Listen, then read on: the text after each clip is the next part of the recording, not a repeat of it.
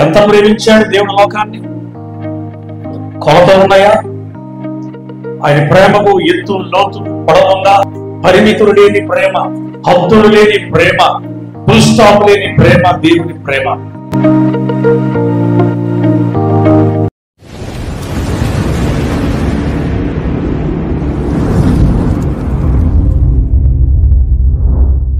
అత్యంతమైన, లోతైన మరియు కీలకమైనటువంటి విషయాల్లో ఒకటిగా చెప్పబడుతుంది.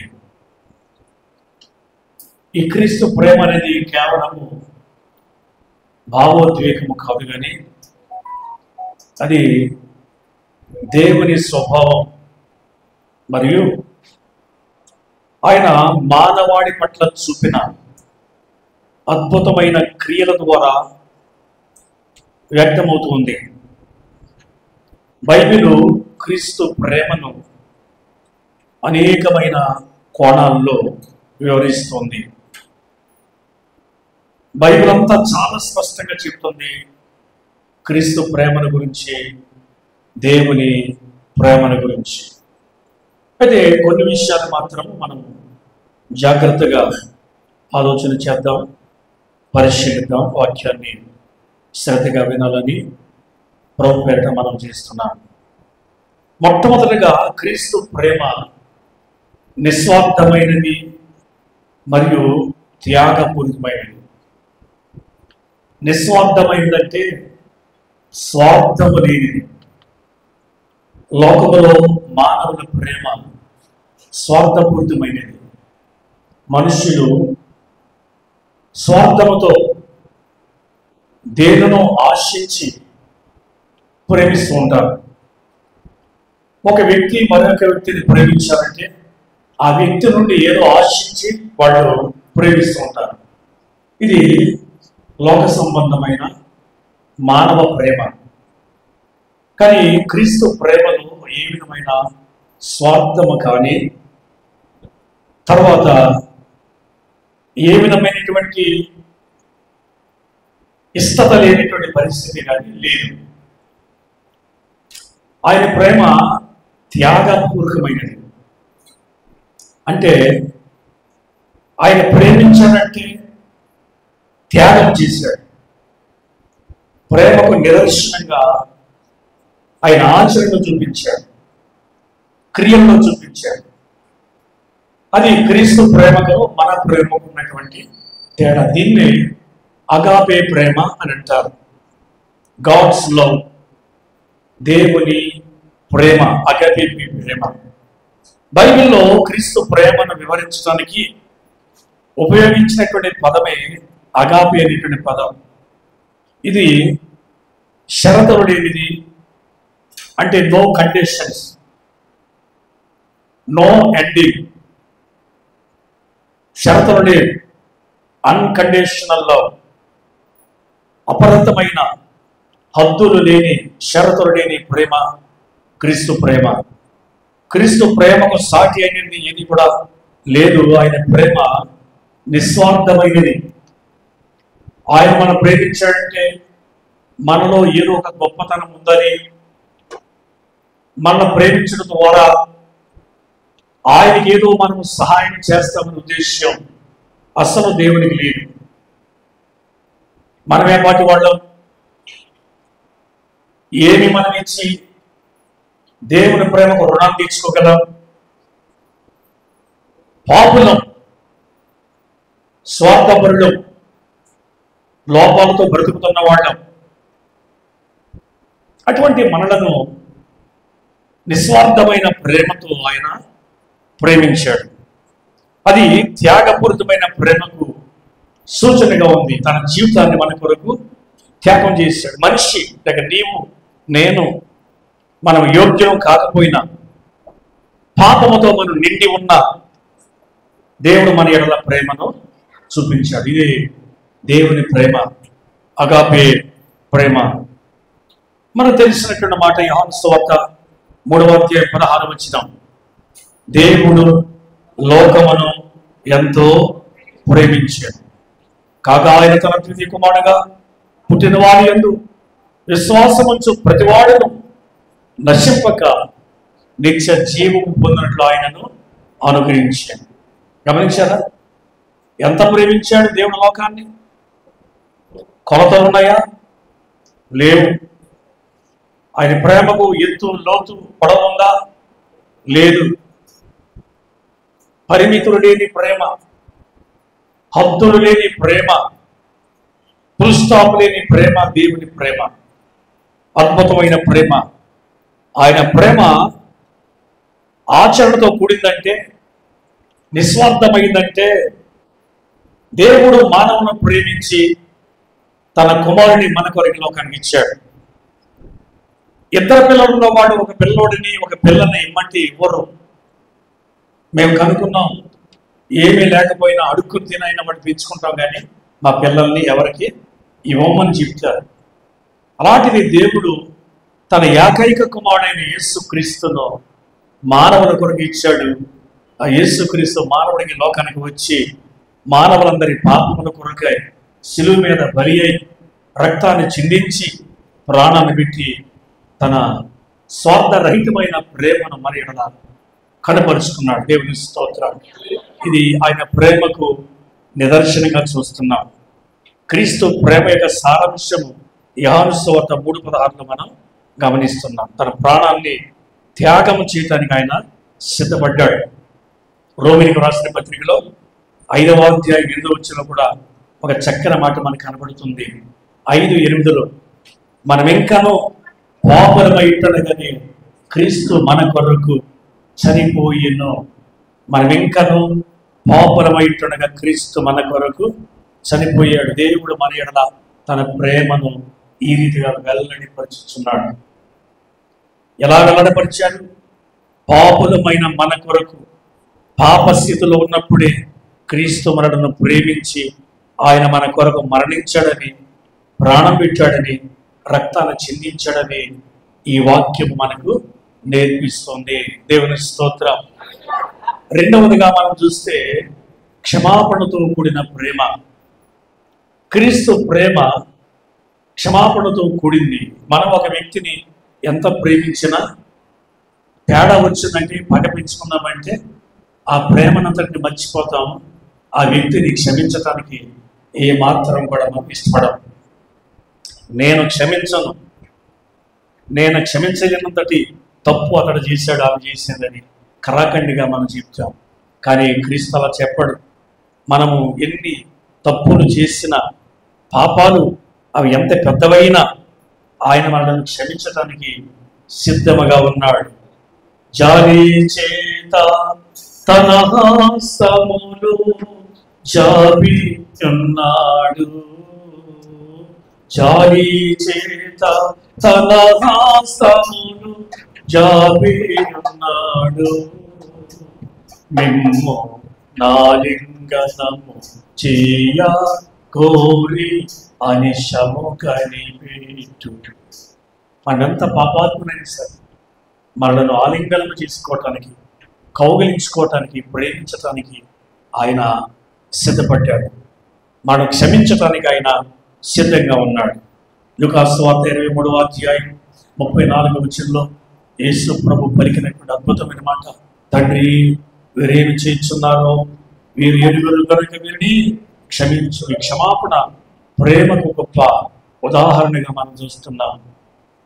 ఆయన్ని కొడుతున్నారు, తిడుతున్నారు, మోస్తున్నారు, ముఖం మీద ఇంటికి పెరిగివేస్తున్నారు, తన్నుతున్నారు, గుద్దుతున్నారు, అసహించుకుంటున్నారు, తలలు ఊపుతున్నారు, హేళన చేస్తున్నారు. ఆయన భరించిన అవమానం ఎవరు భరించలేదు.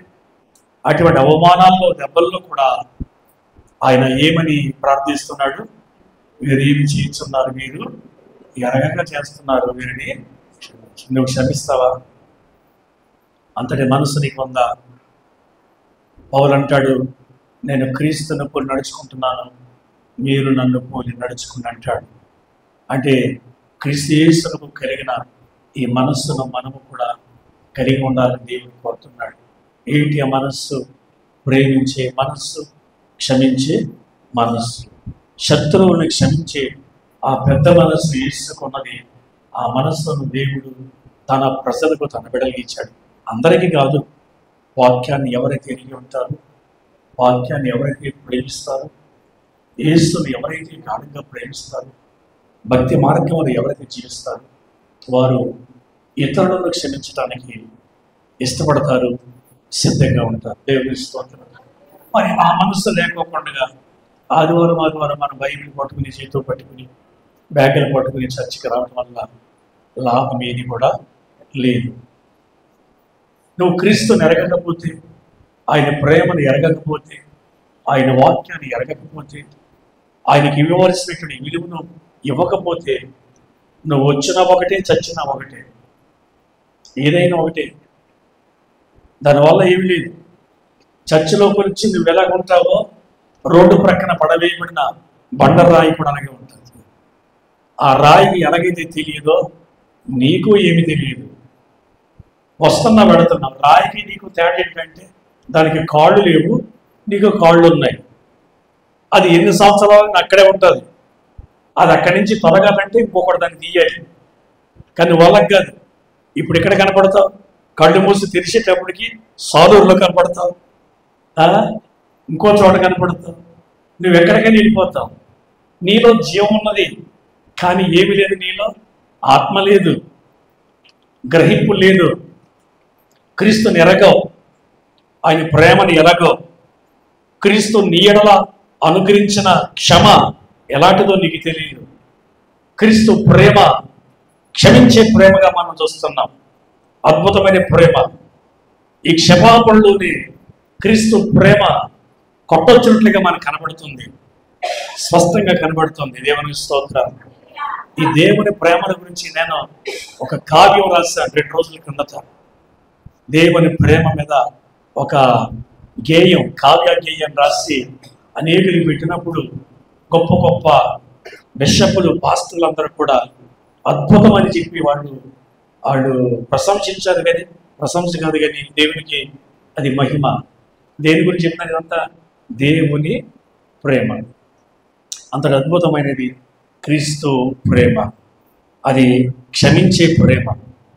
ఆయన ప్రేమలో ఏం కనబడుతుంది?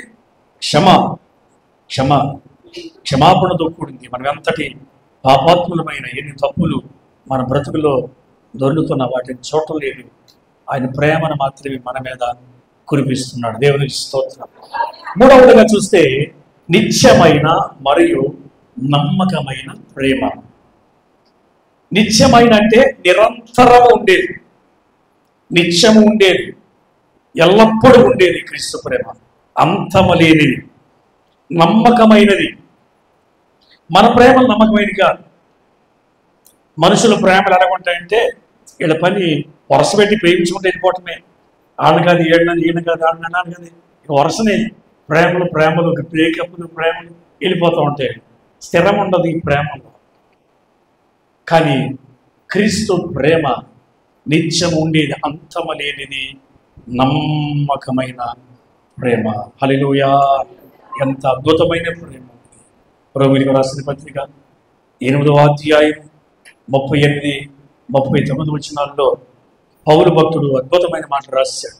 మరణమైనను, జీవమైనను, దేవదూతలైనను, ప్రధానులైనను, ఉన్నవి అయినను, అంటే ప్రస్తుతమైనను, భవిష్యత్తు అయినను, అధికారులైనను, ఎత్తైనను, లోతైనను, సృష్టింపబడిన మరి ఏదైనాను మన ప్రభు అయిన క్రీస్తు యేసునందున్న దేవుని ప్రేమ నుండి మనలను ఎడబాప జాలవని రూఢిగా నమ్ముచున్నారు. హల్లెలూయా! ఏది కూడా క్రీస్తు ప్రేమ నుండి మనలను ఎడబాపిని ఎవ్వరు కానీ మరణించే వరకు క్రీస్తు ప్రేమలో ఉన్న జీవమైన, దేవదూతలైన, ప్రధానులైన, ప్రస్తుతమైన, భవిష్యత్తు అయిన, గొప్ప శక్తులైన, ఉన్నతమైన, లోతైన, సృష్టించబడిన ఏది కూడా మన దేవుని లేక ప్రభు అయిన యేసు క్రీస్తునందరి దేవుని ప్రేమ నుండి మనలను ఏది మనలను క్రీస్తు ప్రేమ నుంచి వేరు చేయదని ఈ వాక్యము మనకు స్పష్టం చేస్తుంది. దేవుని ప్రేమ నుంచి ఏదైనా నిన్ను వేరు చేసిందంటే ఒకటి యలోక ప్రేమ, ఈ లోకాన్ని ఎవరైతే ప్రేమిస్తారో ఆ ప్రేమ క్రీస్తు నుండి సంబంధాన్ని తెగతింపులు చేస్తుంది. లోకాన్ని ప్రేమించేవాడు యేసును ప్రేమించలేడు, దేవుణ్ణి ప్రేమించలేడు. కానీ ఇప్పుడు మనం ఏం చేస్తున్నాము? దేవుని ప్రేమిస్తున్నాము, లోకాన్ని ప్రేమిస్తున్నాము. ఆదివారం ఆరాధనకు వస్తాము, సోమవారం నుంచి శనివారం వరకు కూడా లోకంలో ఉంటాం. అఫ్కోర్స్ లోకంలో ఉండొచ్చు, మనం పనులు చేసుకోవాలి, తప్పదు. కానీ దేవుణ్ణి మరిచి అన్యజనులతో, అన్యాచారాలతో, అన్య పద్ధతులతో, తలంపులతో జీవించడం పాపం కదా. క్రీస్తు ప్రేమ నుండి ఏది కూడా మనలను వేరు చేయకూడదు. అలాంటి ప్రేమ చేత మనము బద్ధులమై ఉండాలి. అటువంటి ప్రేమ చేత యేసుతో మనము అంటు కట్టబడి ఉండాలి. దేవుని స్తోత్రాలు. 4వది ఆచరణాత్మకమైన ప్రేమ. ఇది కేవలం మాటల్లో మాత్రమే కాకుండా చేతల్లో వ్యక్తమవుతుంది. కొందరు మాటల్లోనే చూపిస్తారు, చేతలు ఉండవు, పనులు ఉండవు. యేసుక్రీస్తు ప్రభు కేవలము బోధలే కాదు, ఆకలిగల వారికి ఆహారం పెట్టడం ద్వారా, రోగుల్ని స్వస్థపరచడం ద్వారా, అనేకమైన అద్భుతాలు చేయడం ద్వారా తన ప్రేమను ప్రజలకు వ్యక్తపరిచాడు, కనిపరిచాడు. మనం ఏం చేస్తాం? మాటల వరకే పరిమితం, కబుర్లే చెప్తాం, ప్రేమిస్తున్నాను ప్రేమిస్తున్నాను ప్రేమిస్తున్నాను అంటాం. కానీ ప్రేమకు తగిన ఫలితాన్ని ఏది మనం ఇవ్వం, ఎవరికి సహాయం చేయం. ఆపదలో ఉన్నవాడిని ఆదుకో, 1 రూపాయి మనం అప్పివ్వం. అప్పడితే ఇస్తానులే, 5,000 10,000 నాయి కాదు, వేరే వాళ్ళ దగ్గర ఇచ్చాను, వడ్డీకి తెచ్చాను, వాళ్ళకి వడ్డీ కట్టాలని వడ్డీ తీసుకుంటాం. నీ డబ్బును వడ్డీ వ్యాపారం కోసం దిగితే నీ మీదకి నాశనం వస్తుంది. క్రీస్తు ప్రేమ ఎలాంటి తెలుసా? అది ఆచరణతో కూడింది. అది ఏమి ఆశించి ప్రజలకు మేలు చేయలేదు. మనం ఎవరికైనా ఒక మేలు చేస్తే వాళ్ళ నుండి తిరిగి మేలు కోరుకుంటాం. వీడికి ఉపకారం చేస్తున్నాను కనుక నాకేమి వాడి నుంచి లాభం దొరుకుతుందని ఆలోచన చేస్తాం. అది సాతాను యొక్క ఆలోచన. క్రీస్తు ఆలోచన అది కాదు. మానవులను ప్రేమించడం, మానవులకి సేవ చేయటం. అదే వరవడిని దేవుడు క్రైస్తవులు నేర్పించాడు. కానీ క్రైస్తవులు అది నేర్చుకోవట్లేదు. సాతాను నేర్పించే బోధన వాళ్ళు నేర్చుకుంటున్నారు. లోకస్తుల మరి జీవించడానికి వాళ్ళు ఇష్టపడుతున్నారు. యోహాను సువార్త 4వ అధ్యాయము 7-8 వచనాల్లో అపోస్తలుడైన యోహాను రాస్తున్నాడు, ప్రియులారా, మనము ఒకరికొకడు, అది ఒకరినొకరు ప్రేమించుకోవాలంట. ప్రేమించుకోవాలంటే ఏంటి? నిలబడి ఎదురు బుద్ధి తీర్చి నేను నిన్ను ప్రేమిస్తున్నాను, నువ్వు నన్ను ప్రేమించు, నేను ప్రేమిస్తున్నాను, నువ్వు నన్ను ప్రేమించు అని చెప్పుకోవటం కాదు. ఒకరినొకరు ప్రేమించడం ఏంటంటే ఒకరి కష్ట సుఖాల్లో ఒకరు పాలుపంపులు పొందటం, ఒకడు అవసరాలు ఉన్నప్పుడు సాధ్యమైనంత వరకు వారి అవసరాలని తీర్చటం, అది ప్రేమ. తర్వాత ఎలానగా ప్రేమ దేవుని మూలముగా పుట్టింది. ప్రేమించే ప్రతివాడు దేవుని మూలముగా పుట్టి దేవుని ఎరుగును. ఎవడైతే ప్రేమ కలిగి ఉంటాడో వాడు దేవుణ్ణి ఎరిగినవాడు. ప్రేమ అనేది దేవుని మూలంగా పుట్టింది. దేవుడు ప్రేమ స్వరూపై ఉన్నాడు. అది ప్రేమ లేనివాడు ఎవరిని ఎరగడు? దేవుణ్ణి ఎరగడు. నీలో ప్రేమ ఉందా? ప్రేమిస్తున్నావా? తోటి వారిని ప్రేమిస్తున్నావా? సేవకులను ప్రేమిస్తున్నావా? సేవకులు చేసే పరిచర్యను ప్రేమిస్తున్నావా? సంఘాన్ని ప్రేమిస్తున్నావా? సంఘమే అవసరాన్ని తీర్చడానికి నీ ప్రేమను కనపరుస్తున్నావా? ప్రేమ లేనివాడు దేవుణ్ణి ఎరగడు. దేవుడు ఎలాగుంటాడయా అంటే ఆయన ప్రేమ స్వరూపి, ఆయన రూపమే ప్రేమ. ద్వేషం ఏ పోషణ లేదు, ఆయనంతా ప్రేమే. ఆయన బిడ్డలు అలాంటి ప్రేమను కలిగి ఉండాలని దేవుని వాక్యం మనకు బోధిస్తుంది. అటువంటి ప్రేమాస్వరూపైన క్రీస్తును మనము ఆరాధిస్తున్నాం. దేవునికి స్తోత్రం. 5వది, క్రీస్తు ప్రేమ క్రమశిక్షణతో కూడినటువంటిది. వెచ్చలవిడిగా చెలరైపోయింది కాదు.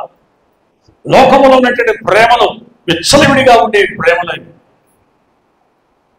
కానీ క్రీస్తు ప్రేమ లాంటిదిగా క్రమశిక్షణతో కూడింది. ఆ క్రీస్తు ప్రేమ మనల్ని ఏం చేస్తుంది? సరిదిద్దుతూ ఉంటుంది, క్రమశిక్షణలో ఉంచుతారు. మనం తప్పు చేసినప్పుడు ప్రేమను బట్టి ఆయన మనల్ని ఏం చేస్తాడు? శిక్షిస్తూ ఉంటాడు. అది మనము పాడు కాకుండా కాపాడుతుంది, మనకు సహాయం చేస్తుంది, మంచి మార్గంలో నడిపించటానికి, మనము కూడా క్రీస్తు వలె మారటానికి ఆ క్రమశిక్షణతో కూడినటువంటి ప్రేమ మనకు పనిచేస్తుంది. హెబ్రీ 12:6 చదువుదాం. హెబ్రీ పత్రిక 12వ అధ్యాయం 6వ వచనంలో చదవండి. ప్రభువు తనను ప్రేమించే వారిని శిక్షించి దండించిన. చూసారా? తన్ను ప్రేమించి తాను కుమారుడిగా కుమార్తెగా స్వీకరించే ప్రతి ఒక్కొక్కరిని ఆయన ఏం చేస్తాడంట?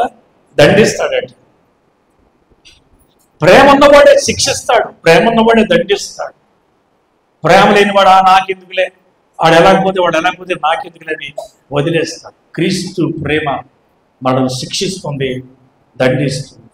అసలు దేవుని బిడ్డలారా, ప్రతి కుమారుని మనము బెత్తాలతో కొడాలతో కొట్టడం కాదు, ప్రేమ లేని శిక్షతో మాటలతో సరైన మార్గంలో వాడిని పెంచటం.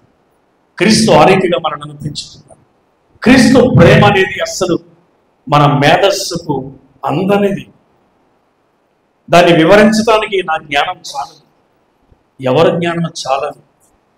ఆయన ప్రేమ యొక్క లోతు, వెడల్పు, ఎత్తు ఎంతో ఎవరికి కూడా తెలియదు. No anyone is love. His love is unconditional love. There is no measurement. There is no conditions about God's love. Christ's love. క్రీస్తు ప్రేమకు హద్దులు లేవు, సరిహద్దులు లేవు, పరిమితులు లేవు, షరతులు లేవు, ఎత్తు లేదు, లోతు లేదు, వెడల్పు లేదు. అపరిమితమైనది, విస్తారమైన ప్రేమ చేత దేవుడు ఈ లోకాన్ని ప్రేమిస్తున్నాడు. దేవునికి స్తోత్రం, హల్లెలూయా. కనుక ఏది మనల్ని క్రీస్తు ప్రేమ నుండి వేరు చేయలేదని ఈ వచనాన్ని బట్టి మనం గమనించాలి.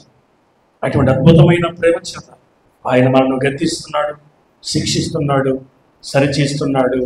మనకు ఆశను, శాంతిని, నిరీక్షణను, సంపూర్ణతను ఆయన మనకు దయచేస్తున్నాడు. ఆరవది పరిపూర్ణమైన ప్రేమ. క్రీస్తు ప్రేమ పరిపూర్ణమైనది, అంటే సంపూర్ణమైనది. మనిషి ప్రేమలో లోపాలు ఉంటాయి, షరతులు ఉంటాయి.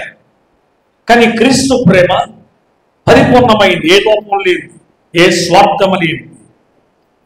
మనల్ని మనం ప్రేమించుకోవటం కంటే, మన పొరుగు వారిని ప్రేమించుకోవటం కంటే ఉన్నతమైనటువంటిది క్రీస్తు ప్రేమ. క్రీస్తు ప్రేమ ఎప్పుడు కూడా విఫలమ కాదు. అపజయం అనేది యేసయ్య ప్రేమలో లేదు. అది ఎల్లప్పుడూ కూడా మన మంచిని కోరుతూ ఉంటుంది. యేసయ్య ప్రేమ స్వార్థం లేదు, పరిపూర్ణమైనది. ఈ ప్రేమను గురించి పౌలు భక్తుడు 1 కొరింథీ 13:4 నుండి 13:4-7 వచనాల్లో చక్కగా వివరిస్తున్నాడు భక్తుడు ఆ ప్రేమను. ప్రేమ దీర్ఘకాలము సహించును. ఏ ప్రేమ? క్రీస్తు ప్రేమ. ఆ క్రీస్తు ప్రేమను కలిగి ఉంటే దీర్ఘకాలము సహించును, దయచూపును. ప్రేమ మచ్చ అంటే అసూయపడదు, డంబమం చేయదు, అస్సలు అంటే గర్వపడదు, అమర్యాదగా నడవదది, స్వప్రయోజనాన్ని ఏమాత్రం కూడా వెతుక్కోదది, తొందరగా కోపపడదు, అపకారాన్ని తలపెట్టదు, దుర్నీతి విషయంలో, పాప విషయంలో సంతోషపడకుండా సత్యమనందు అది సంతోషించును. అన్నిటినీ భరిస్తుంది, అన్నిటినీ నమ్ముతుంది, అన్నిటినీ నిరీక్షిస్తుంది, అన్నిటినీ ఓరుస్తుంది, అన్నిటినీ తాడుకుంటుంది. ప్రేమ శాశ్వత కాలం ముందు నాలుగు. ఎవరి ప్రేమ? నీ ప్రేమ శాశ్వత కాలం ఉండదు, కొంతకాలమే. ఫర్ ఎగ్జాంపుల్ భార్య భర్తలు తీసుకోండి. పెళ్ళైన 6 నెలలు చిలకా కోరికల్లాగా చక్కగా వెళ్ళిపోతారు. ఈయన ఎక్కడికి వెళ్తే అక్కడికి భార్య తీసుకుని వెళ్ళిపోతాడు. 6 నెలలు దాటిన తర్వాత మొహం వచ్చేస్తుంది. ఏమండి నువ్వు ఎక్కడికి వస్తావు నాతో అంటే, నువ్వెక్కడికి వస్తావు నాతో, నువ్వు ఇంటికి నేను వెళ్ళి వస్తాను. అలాగే తగ్గిపోతుంది. ఆ తర్వాత దెబ్బలాట్లు, గొడవలు, కొట్టుకోవడాలు, అరుపులు, తిట్టులు, కూతులు, ప్రేమకు బదులు ద్వేషం, ఒకడ ముఖం చూసుకుంటే అసహ్యపోతుంది. ఒక ఇంటి ఉంటారు, ఎడమకు ఎడమకు, ఈ ముఖం అమ్మకు జోడి ముఖం. ఇది మనుషుల ప్రేమ. క్రీస్తు ప్రేమ శాశ్వత కాలం ఉంటుంది, నిరంతరం ఉంటుంది. దేవుని స్తోత్ర. అద్భుతమైన ప్రేమ, అందుచేత ఇది పరిపూర్ణమైన ప్రేమ, అన్నిటినీ ఊరుస్తుందంట. ఈ వచనాలు ప్రేమ యొక్క లక్షణాలని వర్ణిస్తున్నాయి. క్రీస్తు ప్రేమలో ఉన్న సంపూర్ణత ఇందులో కనబడుతుంది ఈ వచనాల్లో మనకు. చివరిగా 7వ చూస్తే బంధాలను పునరుద్ధరించే ప్రేమ, కలిపే ప్రేమ. దేని కలిపే ప్రేమ? బంధాలను, సంబంధాలను విడగొట్టేది తెలుసా? సాతాను యొక్క ద్వేషం. సాతానుడు, అపవాది జీవితాన్ని విడగొడుతూ ఉంటాడు. పిల్లరా, మన పాపములు దేవుని నుండి మనల్ని వేరు చేసినవి, దేవునితో ఉన్న సంబంధాన్ని తెగతెంపులు చేసినవే. దేవునితో విడిపోయాం, ఎడబారిపోయాం, దూరంగా ఉన్నాం. అలాంటిది క్రీస్తు ప్రేమ చేత మనలను దేవునికి దగ్గరగా చేర్చాడు. దేవునికి స్తోత్రం. ఇప్పుడు దేవునికి మనం సంబంధాన్ని కలిగి ఉన్నాం. తెగిపోయిన బంధాన్ని పునరుద్ధరించాడు క్రీస్తు. ఆయన శిలువ మరణము ద్వారా దేవునితో మనకు తిరిగి సంబంధాన్ని ఆయన పురుకొల్పాడు, ఏర్పాటు చేశాడు. ఇది అన్యులకు తెలియదు, లోకస్తులకు తెలియదు. దేవుని ప్రేమ అంటే వాడికి తెలియదు. వాడు తెలిసిందల్లా లోకంలో ప్రేమ అంతే. నువ్వు ఎంత బాగున్నావు, ఎంత హ్యాండ్సమ్గా ఉన్నావు, ఎంత అందంగా ఉంటావు, నీ మాట ఎంత బాగుంటుంది, నీ పాట ఎంత బాగుంటుంది, నువ్వెంత జ్ఞానం అని చెప్పేటాడికి మనం పొంగిపోతూ ఉంటాం. ప్రేమ అక్కర్లేదు. కానీ క్రీస్తు అలగ్గా మనం పాపులమైన ఎన్ని డాగులు, మచ్చలు, కళంకాలు మనలో ఉన్న, అసంపూర్ణత మనలో ఉన్న, ఆయన సంపూర్ణమైన ప్రేమ చేత మనల్ని ప్రేమించి దేవునితో మనకున్న సంబంధం, ఆ తెగిపోయిన సంబంధాన్ని మరలా ఆయన ప్రేమ చేత పునరుద్ధరించాడు, తిరిగి కట్టాడు, దగ్గరకు చేర్చాడు. దేవునికి స్తోత్ర. 2వ కొరింథీయులకు రాసిన పత్రిక 5వ అధ్యాయం 18, 19 వచనాలు చదువుకుందాం. 2వ కొరింథీ 5, 18, 19లో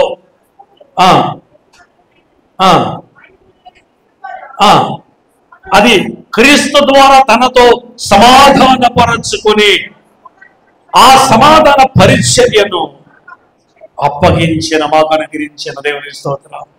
దేవుడు క్రీస్తునందు లోకాన్ని తనతో సమాధానపరుచుకున్నాడు. వారి అపరాధాన్ని క్షమించాడు మరణము ద్వారా. తిరిగి దేవునితో సమాధానపడే మార్గాన్ని యేసు ప్రభువు కల్పించాడు. ఇప్పుడు మనం భయపడకుండా దేవుని దగ్గరికి రాగలం. ఎందుకంటే యేసయ్య ప్రేమ మనలను స్వాగతిస్తుంది, మనకి వెల్కమ్ చెప్తుంది. రండి రండి అని స్వాగతాన్ని పలుకుతుంది. ఆయన ప్రేమే మనలను దేవుని దగ్గరకు తీసుకువెళ్తుంది. ఇప్పుడు ఏ భయం లేదు, ఏ దిగులు లేదు, స్వచ్ఛందంగా, సంతోషంగా ప్రభు దగ్గరకు వచ్చి ఆయన మనము ఆరాధించగలుగుతున్నాం. దేవుని స్తోత్రం. ఆయన ప్రేమ అనంతమైన ప్రేమ. ఆయన ప్రేమ యొక్క లోతులను పూర్తిగా అంచనా వేయటం అనేది మనకు అసాధ్యం. అది మన మెదస్సుకు అందరిటువంటి ప్రేమ. అలా మనల్ని ప్రేమిస్తున్నాడు క్రీస్తు. మరి నీవు క్రీస్తును ప్రేమిస్తున్నావా? క్రీస్తు ప్రేమ నీలో వర్షిస్తుందా? క్రీస్తు ప్రేమ నీలో ఉంటే నిన్ను వలె నీ పొరుగు వారిని, నీ తోటి వారిని నీవు ప్రేమిస్తావు. నీ ప్రక్కన ఉన్న వాడిని చూచి చెప్పు, సోదరి నేను నిన్ను ప్రేమిస్తున్నాను క్రీస్తు ప్రేమతో. నువ్వు చెప్పు, సహోదరుడా నేను నిన్ను ప్రేమిస్తున్నాను క్రీస్తు ప్రేమతో. పూర్వ ఆత్మీయులు ఏంటంటే ఎవరైనా సహోదరు దూరం కనబడుతున్నప్పుడు వీళ్ళకి ఎంతో ఆనందం వచ్చేసింది. అమ్మో నా సోదరుడు వస్తున్నాని ఆప్యాదిగా పరుగుని వెళ్ళి సెకండ్ తీసుకుని ప్రైజ్లాడు చెప్పి కౌగిలించుకుని ప్రేమను చూపించేవాడు. ఎలా ఉన్నారు, బాగున్నారా, క్రీస్తుల ఆత్మకి ఎదుగుతున్నారా అని పలకరించింది. ఇప్పుడు అదేం లేవు. ఎవడికాడే ఆమె అంటాం, పారిపోవటం అంతే. వారానికి ఒకసారి కలుస్తున్నాం, ఒకరినొకటి పరామర్శించుకుందాం, పలకరించుకుందాం, షేక్ హ్యాండ్ ఇచ్చుకుందాం, ప్రైజ్లాడు చెప్పుకుందాం, వెళదాం. దేవుని నుండి వేరుగా ఉండటానికి వాళ్ళు ఇష్టపడతారు. క్రీస్తుతో మనం ఆ దేవునితో ఉండాలంటే, దేవునికి మనం దగ్గరగా ఉండాలంటే క్రీస్తు బంధము చేత మనము కట్టబడాలి. క్రీస్తు ప్రేమ ఒకటి మనల్ని యేసయ్య దేవుని దగ్గరికి తీసుకొస్తుంది. దేవునికి స్తోత్రం. అటువంటి ప్రేమను గురించి నేను మీకు చెప్తున్నాను. అటువంటి ప్రేమ కలిగి మీరు ఉండాలని నేను ఆశిస్తున్నాను. దేవుడు మిమ్మల్ని దీవించి ఆశీర్వదించునుగాక. పరమ తండ్రి, నీకు వందనాలు. మీరు ఇచ్చిన సందేశాన్ని బట్టి వందనాలు. క్రీస్తు ప్రేమ అంటే ఏమిటో అనేక విషయాలు మీరు మాకు బయలుపరిచారు. నీకు స్తోత్రాలు. విన్న వాక్య ప్రకారంగా మేమందరం కూడా నడుచుకోవటానికి, జీవించటానికి, క్రీస్తును పోలి మేము బ్రతకటానికి మాకు నేర్పించండి. నీ ప్రేమ మాలో ఉండాలి. నీవు ఎలాగైతే లోకానికి పంచావో మేము కూడా ఇతరులకు పంచాలని కోరుతున్నావు. అటువంటి అనుభవానికి మమ్మల్ని అందరినీ నడిపించండి, దీవించండి. యేసు నామములో ప్రార్థన చేయించున్నాము తండ్రి. ఆమేన్.